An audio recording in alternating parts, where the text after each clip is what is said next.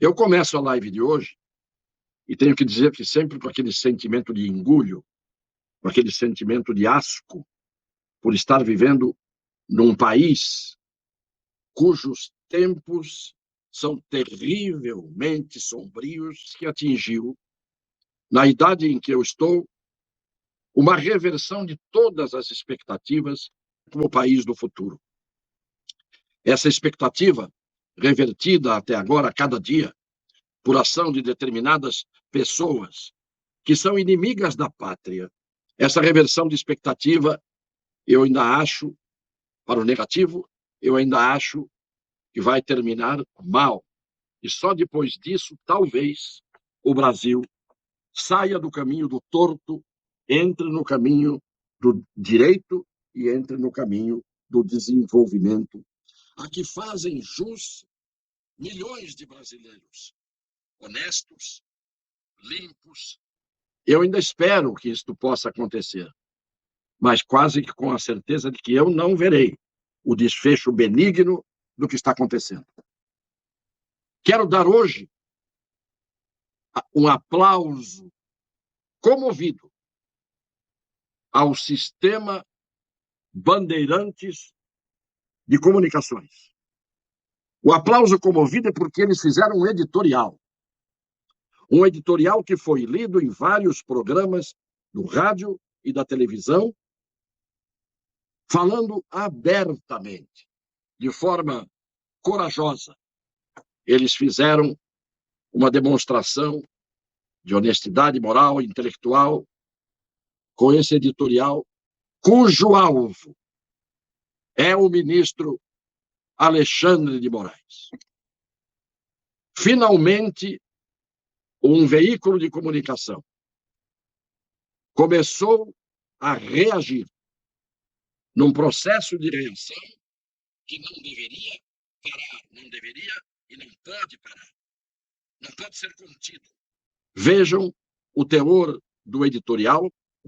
O Brasil ainda chocado com a ação da Polícia Federal na casa e no escritório de 8 empresários. Esperava que o ministro Alexandre de Moraes apresentasse a justificativa para ter autorizado essa operação. E, de fato, acaba de ser retirado o sigilo das investigações. Isso no 7º dia depois da ação policial.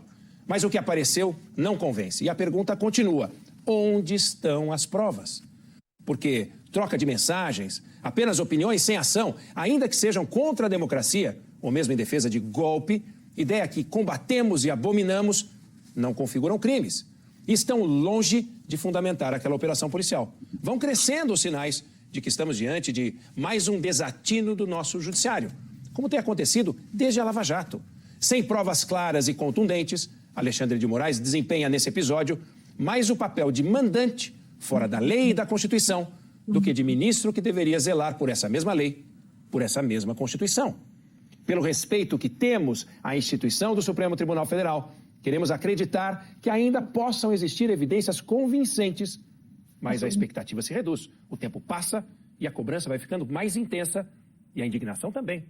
Ou será que esse material não existe mesmo e o país vai ter que conviver com um ministro do Supremo que virou, de fato, mandante de operações ilegais? Um ministro justiceiro. Essa é a opinião do Grupo Bandeirantes de Comunicação.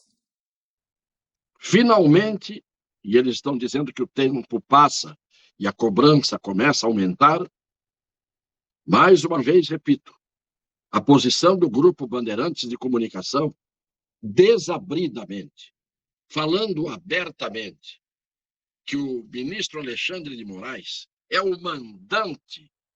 mandante de operações ilegais, significa que ele não tem a menor condição moral para permanecer como ministro do Supremo Tribunal Federal. E aqui não é o comentário isolado de um ou de outro, ou deste Cassione, de suas lives, que reiteradamente vem demonstrando as ilegalidades cometidas, não apenas pelo Moraes, mas pelo Fachin, pelo Barroso. São mandantes de operações ilegais, são autores de condutas ilegais. Então, quando a reação começa, das duas, uma. Ou eles vão além ainda mais dos limites que ultrapassaram, ou eles vão sofrer as consequências das suas ilegalidades. Trata-se aqui de mostrar ao país, principalmente aos adormecidos, aos indiferentes, aos covardes. Nós estamos apontando os descalabros que estão sendo cometidos por ministros do Supremo Tribunal Federal, que não é Supremo coisa nenhuma. Suprema é a Constituição. A Constituição que eles deveriam aplicar e cumprir. A Constituição que está acima deles e que eles colocam sob seus pés. Não é possível mais admitir-se o que está acontecendo. E o Grupo Bandeirantes de Comunicação, além de dizer que Alexandre de Moraes é o mandante de operações ilegais, e eu diria, é o autor de ações ilegais, além de mandante, o grupo diz que ele é um ministro justiceiro. Sabe quem pediu essas providências ilegais praticadas agora, que foi alvo desse editorial do Grupo Bandeirantes de Comunicação, dos juristas justos, dos juristas que podem ser chamados de juristas porque conhecem o direito e o defendem? Quem pediu as providências, isto dito pelo próprio Alexandre de Moraes, foi Randolph, que confessa que passa ao largo, passa por fora do Procurador-Geral da República e vai direto ao seu amigo do Supremo fazer o pedido. Esse tsunami que nós estamos vivendo já é o de uma ditadura explícita. Porque uma ilegalidade pode acontecer, cometida por autoridades. Duas ilegalidades num determinado fluxo de tempo podem acontecer. Mas quando há um concerto, quando há uma nítida cumplicidade para a prática do erro, em ações seguidas, em ações que se multiplicam, por pessoas que não se freiam, e diante delas, muitos se acovardam e muitos obedecem, isto já não é mais um problema de inquietação, é um problema de constatação. A sucessão de atos ilícitos que atingem os direitos das pessoas, que faz com que haja sigilo em processos e inquéritos, com a quebra do direito sagrado constitucional em cláusula pétrea, da ampla defesa, com a inversão total da liturgia, do rito processual, com o menosprezo ao devido processo legal. Quando tudo isto está acontecendo, estamos em ditadura. E é por isso que não se pode falar. Não se pode dizer que isto é uma ditadura, porque somos punidos, porque somos caçados no direito de falar, do uso das redes sociais, e porque somos, inclusive, levados à prisão. E alguns se amedrontam, se intimidam. O que é isto, senão mais do que um despotismo, uma tirania, uma ditadura imposta por alguns que não contam com o auxílio das forças militarizadas, das forças armadas, e ainda são obedecidos. Aonde vamos? Na inércia, no silêncio, no acovardamento? Quem dá essa força a esse ministro?